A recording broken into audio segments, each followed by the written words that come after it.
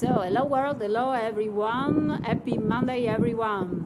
As I told you in my Instagram history, I'm going to take a little break, a little summer break. It's very hot and I really need to get to get back my strength, to take a pause, to relax and to create some silence or some void around me, which I think that it's a good thing when you need to create new things. That I will share with you as soon as they are ready, and I hope that you will enjoy them.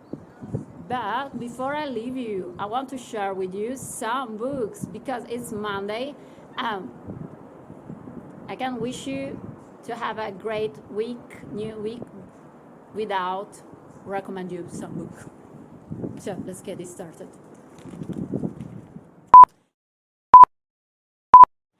So they are not going to be book that I read this time. They are book that I'm really curious about. The first author, because they are not book, they are authors, because there are two. One is Lacan. I want to keep reading books about Lacan, and the other one that I discovered this evening is Laura Mulvey. I don't know how to pronounce it. It's very interesting because she questioned the role in photography, but not also in our visual language, of woman and man, the identity, the sexual identity, how it was perceived, how it was encoded, how it was used in a visual language like cinema, for example. She questioned a lot of images that were part of mass culture, and I think that is very interesting. Gender identity is a topic that I like, and I wish this autumn to keep talking about in our beloved live. I wish to have more guests to talk about gender and identity. And so, about Laura Mulvey, that I discovered this evening.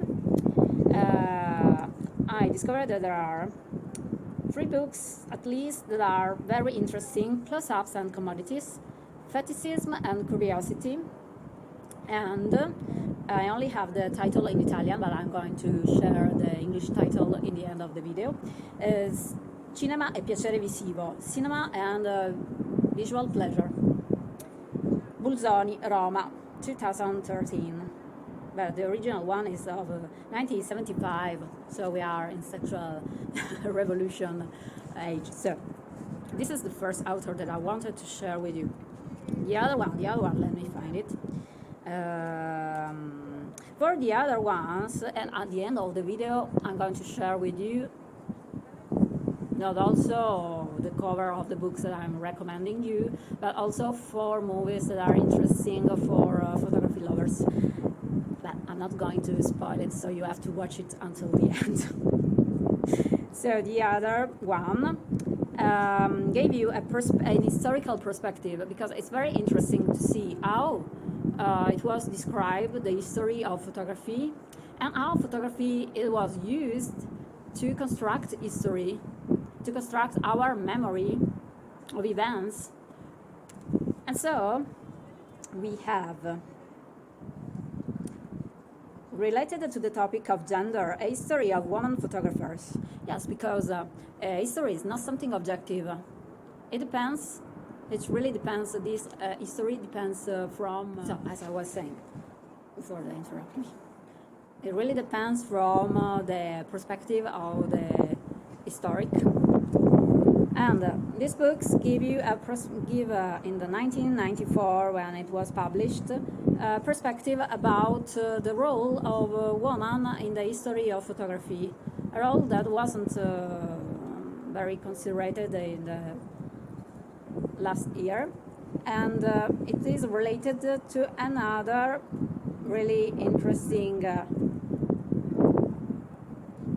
author, Linda Nochlin. Why have there been not great artists? 1971. It was published and republished a lot of time. I think that the first edition is this Woman, Art and Power and Other Essays, because it is an essay, and it was included in this anthology of essay published by Thames and Hudson, London, 1989. And another one, which I think that is very, very interesting, is the History of Photography by Beaumont Newell, printed in 1949 for the first time, which give you a perspective about the photography of the 50s. So the context is time, 50s, and sociocultural environment, the New York of the 50s, and MoMA, the Museum of New York. And I think that even if we can find many other books about history of photography's history, I think that it keeps to have its charm because it influenced a lot of photographers, this book, and it influenced also the director of the MoMA, the directors of the MoMA. So, see you soon after this little summer break. Stay tuned, stay in touch. Ciao!